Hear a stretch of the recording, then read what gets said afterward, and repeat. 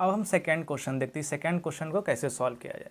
Second question में इस तरह से कुछ डायग्राम दिया गया है और डायग्राम पे लिखा है मैं आयत हूँ। ठीक है, आयत हूँ यानी आयत के कुछ गुणधर्म आपको पता होनी चाहिए। क्या पता होनी चाहिए कि आयत में हमेशा जो अपोजिट साइड होते हैं, सम्मुख भुजाएं होती है, वो क्या होती है, बराबर होती है। यानी 2x + y + 8 = 4x - y। इस ये सामने सामने वाली ये 2y = x + 4y इक्वल होती है। एग्जाम्पल तो जो हमने अभी तक आयत पढ़ा है, ठीक है, एक उदाहरण के जरिए समझने की कोशिश करते हैं। A B C D, क्या ये रेक्टेंगल, ओके। इसमें क्या होते थे, जो साइड्स होते थे, side AB = side DC, side AD = side BC। ठीक है, हम ये पढ़ चुके हैं। ये क्या है, रेक्टेंगल की गुणधर्म है, ये क्या रेक्टेंगल की प्रॉपर्टीज है। तो सेम ये प्रॉपर्टीज इसी में भी फॉलो करना है। ठीक है, डायग्राम पे लिखा है मैं आयत हूँ, यानी आयत की जो भी गुणधर्म है यहाँ पे फॉलो करनी है। चलिए देखते इसे सॉल्व कैसे करते हैं। चलिए सेकेंड क्वेश्चन सॉल्व करते हैं। सेकेंड क्वेश्चन में एक डायग्राम दिया गया है, डायग्राम पे लिखा है मैं आयत हूँ और साइड्स के कुछ वैल्यू दिए गए हैं, 2x + y + 8x + 4, third side का है 4x - y और फोर्थ साइड दिया है 2y।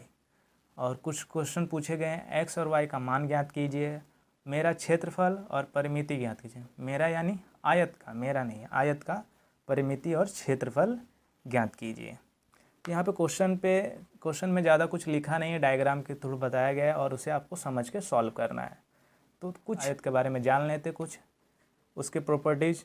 ठीक है, तो आयत के बारे में अभी तक हम क्या जानते हैं कि जो इसके साइड्स होते हैं, side AB = side DC, side AD = side BC। ये आपने रेक्टेंगल के प्रॉपर्टीज में आयत के गुणधर्म में पढ़ चुके होंगे। ओके, तो इसी के बेस पे ये प्रश्न सॉल्व करना है। तो हमें x की वैल्यू फाइंड करनी है, y की वैल्यू फाइंड करनी है, क्षेत्रफल भी आयत की फाइंड करनी है और परिमिति भी फाइंड करनी है, एरिया भी फाइंड करनी है और पेरीमीटर भी फाइंड करनी, परिमिति भी फाइंड करनी। ओके, तो उसमें पहला शर्त तो दूसरा शर्त तो पहले क्वेश्चन की तरह तो नहीं बता सकते, लेकिन उसमें कंडीशन दिया जरूर गया है। ठीक है, कंडीशन क्या है कि ये बोल रहे मैं आयत हूँ। तो लिखेंगे, सॉल्व करते हैं, दिए गए शर्त के अनुसार, according to the given condition. चलिए क्या लिखते हैं, according to the given condition क्या है कि जो रेक्टेंगल होते हैं उसके साइड्स दिए गए हैं, तो हम उसके साइड्स की वैल्यू लिखेंगे। 2x + y + 8 = 4x - y। ऐसा हमने क्यों लिखा, उसका रीजन देना बहुत ज़रूरी है। ठीक है, उसका रीजन लिखेंगे। रीजन क्या है, आयत की सम्मुख भुजाएं समान होती है। The sides of rectangles are equal. क्या लिखेंगे हम इंग्लिश में, opposite sides of rectangles are equal.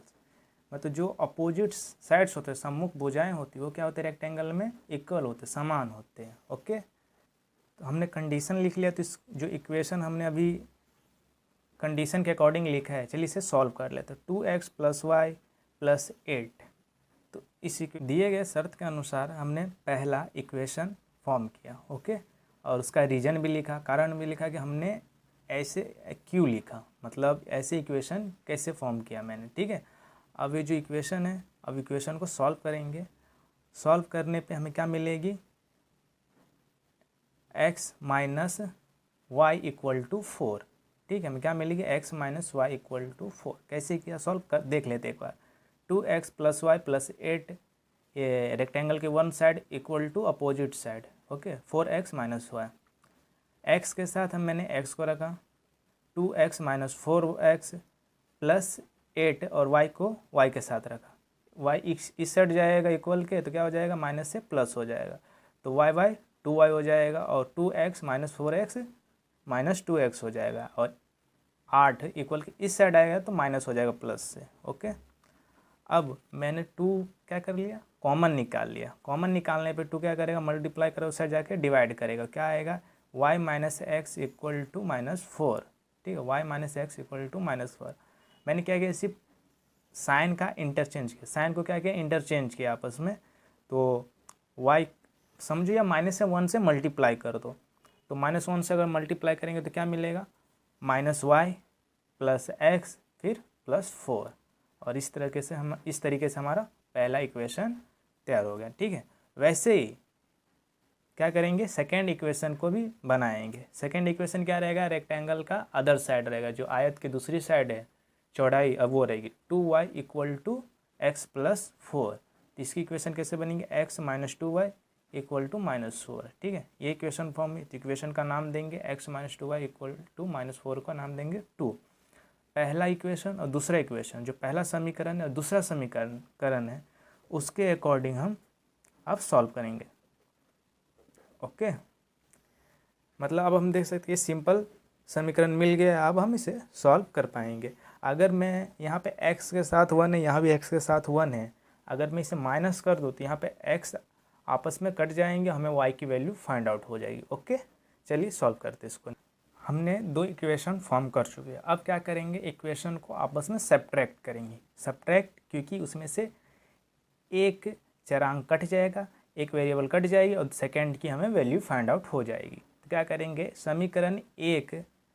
समीकरण 2 में से एक को घटाने पे, ठीक है, तो समीकरण दूसरा में से एक को घटाएंगे। घटाने का क्या कंडीशन रहता है, तो जो नीचे वाली इक्वेशन है उसकी साइन चेंज हो जाती है, तो जो ऊपर माइनस रहेगा तो प्लस हो जाएगा, प्लस रहेगा तो माइनस हो जाएगा।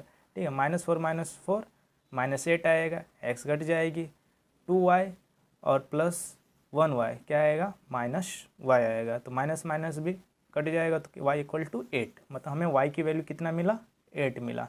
ओके, अब y की वैल्यू क्या करेंगे, जो 2 इक्वेशन फॉर्म हुए थे फर्स्ट और सेकंड, उसी एक में उसकी वैल्यू पुट करेंगे और हमें वहाँ पे क्या मिलेगी, x की वैल्यू फाइंड आउट होगी। तो हम कौन सी इक्वेशन में रखेंगे, इक्वेशन नंबर 1 में y की वैल्यू पुट करेंगे, तो x minus y equal to 4।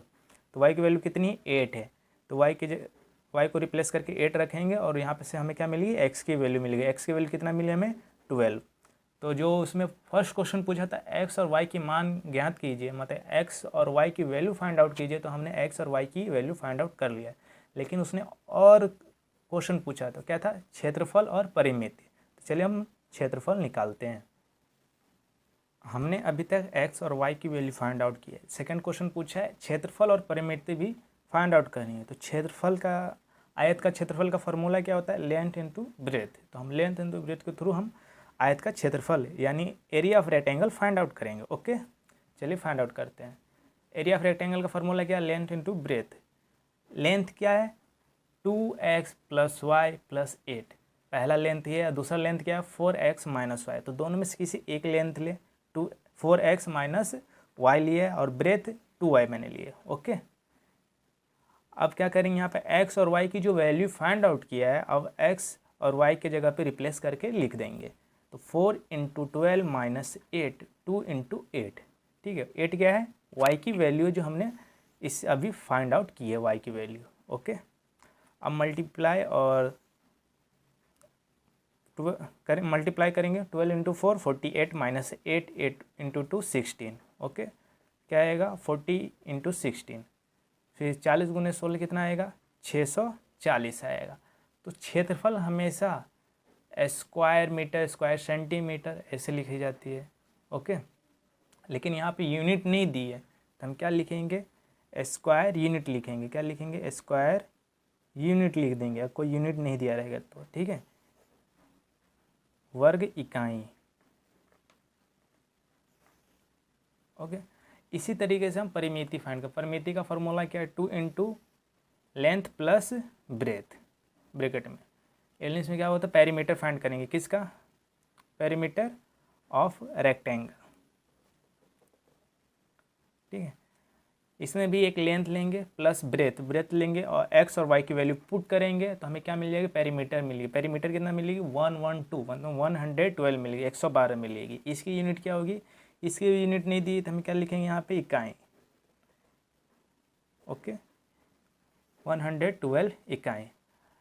क्या क्या क्वेश्चन क्या क्या पूछा गया था, उसका हमें आंसर फाइनली एक नीचे बॉक्स बना के लिख देंगे। एक्स के मान ज्ञात करें, वाई की मान, तो हमें एक्स की वैल्यू कितना मिली थी, 12 मिली थी, तो हम 12 लिखेंगे। वाई की वैल्यू कितना मिली थी, वाई की वैल्यू 8 मिली थी, तो हम 8 लिखेंगे। ओके। और दूसरा फाइंड क्या था, क्षेत्रफल, तो हम क्षेत्रफल भी लिख लेंगे। क्षेत्रफल कितना निकला हमारा, 640, ठीक है, स्क्वायर यूनिट। फिर क्या निकालना था, परिमिति भी लिख लेंगे। इस तरीके से लास्ट में सिर्फ आंसर फाइनली लिख दे यूनिट, इसको यूनिट भी लिखेंगे, ठीक है।